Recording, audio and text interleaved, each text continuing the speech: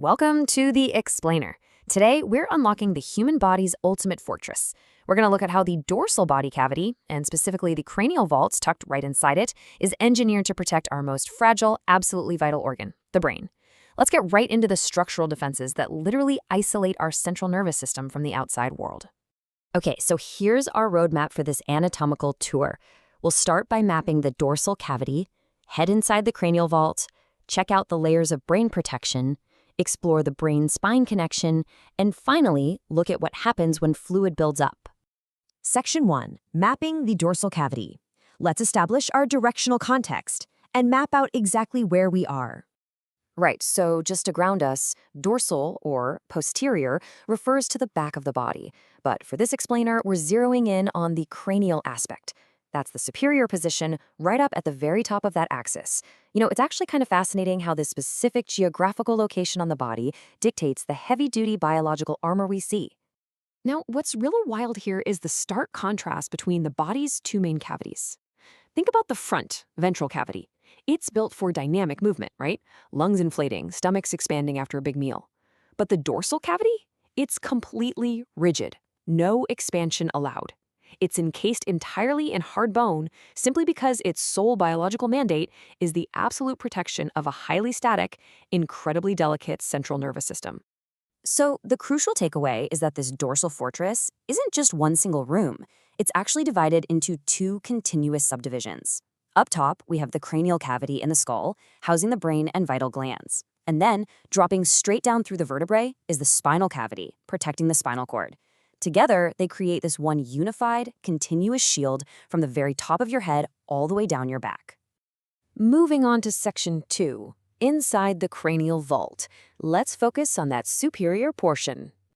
To really understand this vault, we've got to look at the axial skeleton. This is our structural core.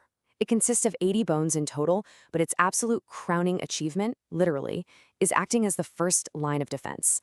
It provides that unyielding, bony support necessary to protect these dorsal organs.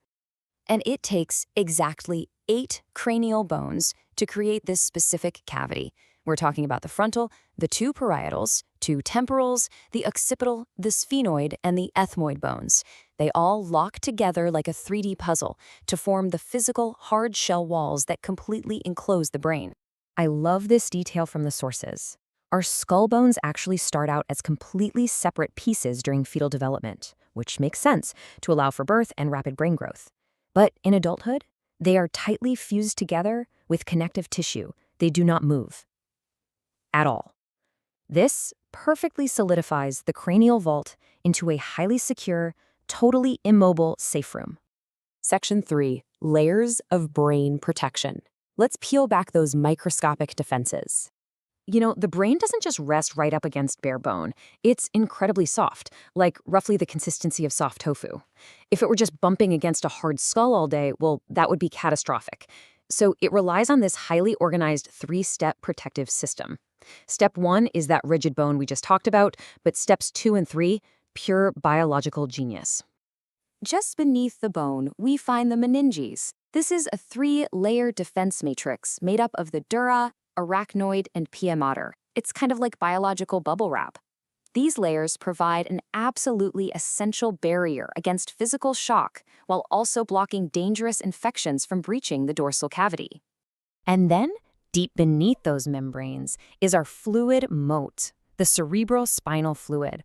It's actually produced by the brain itself, and this liquid completely isolates the organ.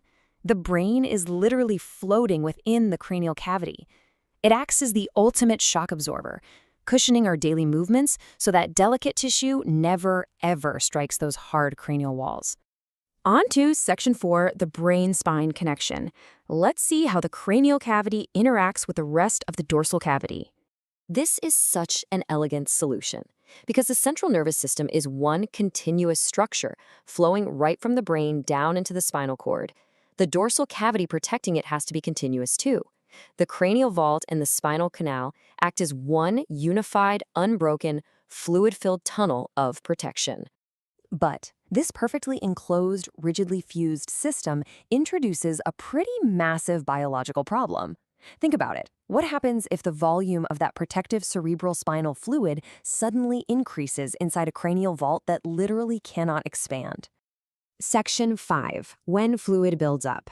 Let's look at a clinical condition that disrupts this environment. That condition is hydrocephalus.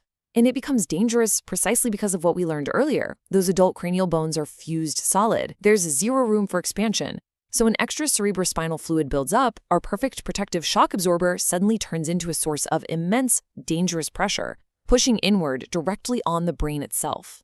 Because the brain is essentially trapped inside this unyielding dorsal cavity, this pressure cascade causes some severe immediate symptoms. We're talking intense headaches, visual disturbances, and significant balance problems.